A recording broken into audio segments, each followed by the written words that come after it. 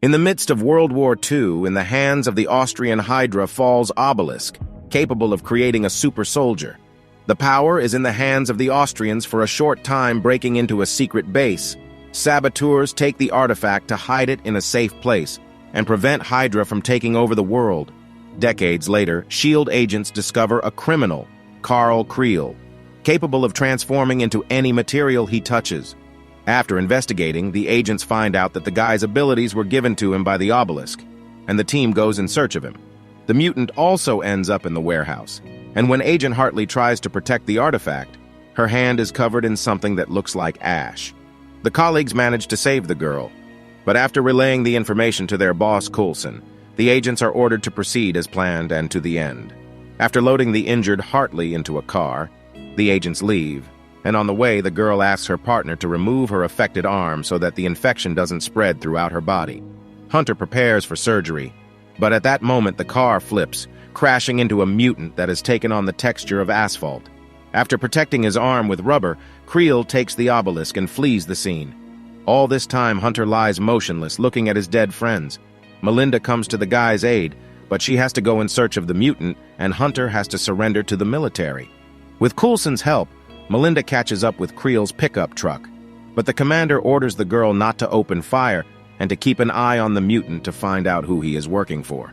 Daisy reports to Coulson about the found artifact, but the boss shows no interest in the obelisk, more worried about Hunter, whose arrest could lead to the failure of the operation. At this point, the prisoner is thrown out of the trunk of a car into a field, where he is invited to board a military helicopter escorted by General Talbot. Talbot starts the conversation from afar, trying to understand Hunter, who left his military career to work for S.H.I.E.L.D. But a little later it becomes clear that the general is interested in something else. He offers the mercenary to turn in his boss Coulson, promising in return a hefty reward and a proper funeral ceremony for Hartley. Daisy notices that his colleagues have not returned from the mission, and Coulson has to tell the girl that Hartley is dead. The agent asks for permission to detain Creel, but the boss orders the girl to stay in the office and not to interfere in a dangerous case. Fitz, an employee of the agency, is working on a cloaking device in the company of Simmons, a vision girl who can't be seen by anyone but the strange guy. The imaginary friend supports the agent and suggests that he create a device that will allow him to disarm Crowell. For the sake of this, Fitz steals documents that contain an analysis of the mutant's DNA, hoping to use it for research. Creel stops by a cafe to grab a bite to eat and examine his obelisk-stricken arm. While serving the guy, the waitress accidentally touches it, and a second later, a scream erupts from the cafe. Running into the hall, Melinda sees the girl, who turns to ashes in front of the customers. Coulson orders Melinda to keep her head down and return to the office at the first opportunity. Coulson's men find Hunter and deliver him to his boss. Phil already knows about the guy's arrangement with General Talbot, but Hunter agrees to cancel the deal and disappear if they give him Creel.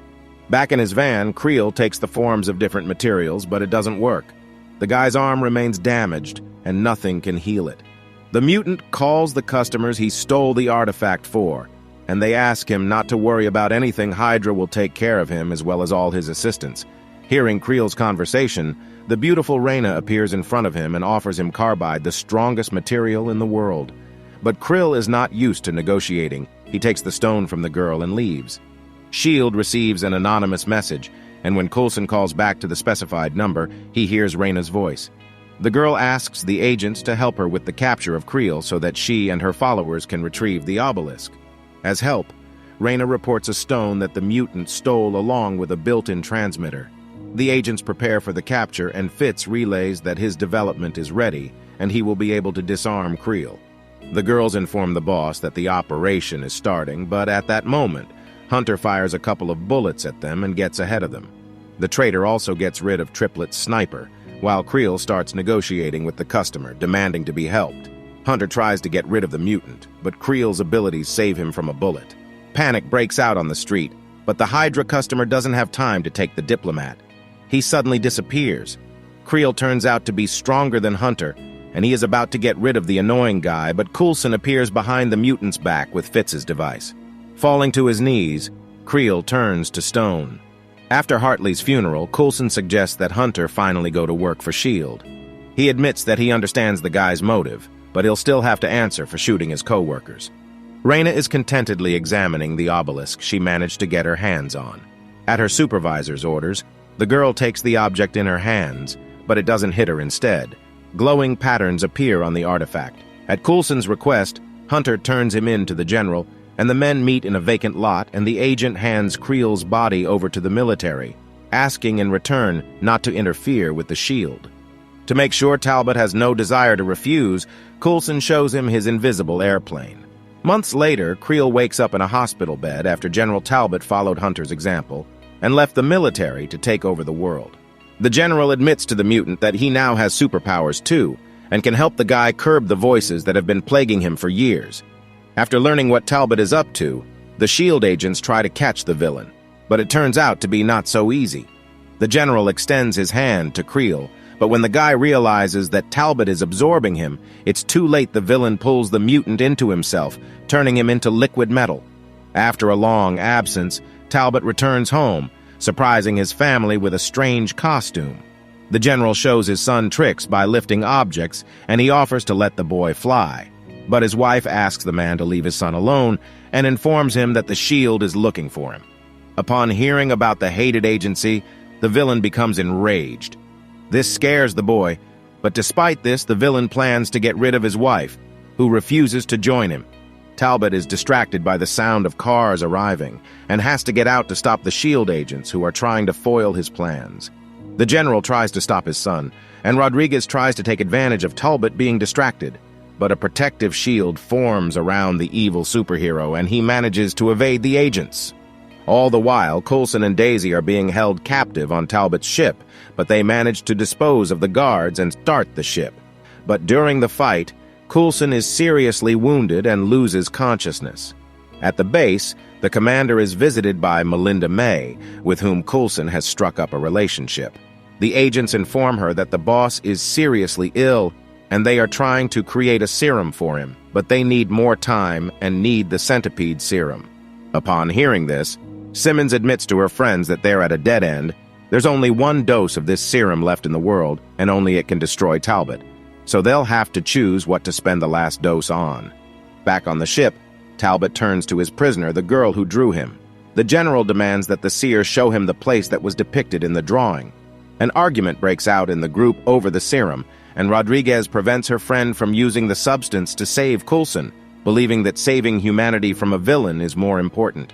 To prevent tragedy, Mackenzie proposes a vote, but while everyone is distracted, Melinda destroys the second component of the serum for Talbot to save her boss.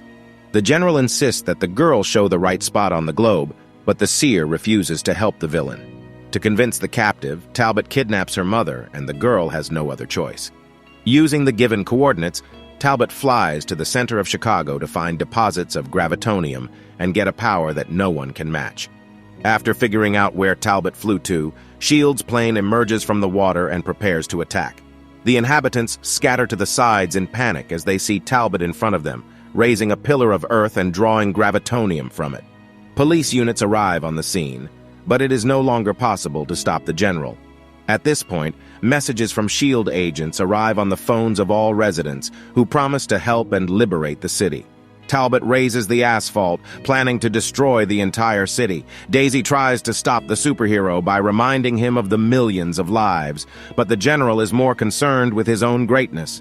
The girl calls the hero to honor, reminding him of the army and his oath to protect people, and for a second it seems to her that Talbot came to his senses.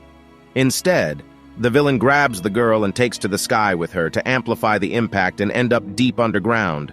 But as they fall, Daisy gathers all her strength and fights Talbot off, sending him into outer space, where he instantly freezes and loses his superpowers. Fitz gets seriously injured, and Mackenzie has to inform her friends that the guy didn't survive. But that's not the team's only loss. Coulson gathers his friends to inform them of his dismissal, taking the team's promise to continue the agency and save the world when he's needed. After dropping their boss off on a tropical island, the agents fly away. But Coulson isn't alone. Melinda leaves her career to start a new life and make way for a young team.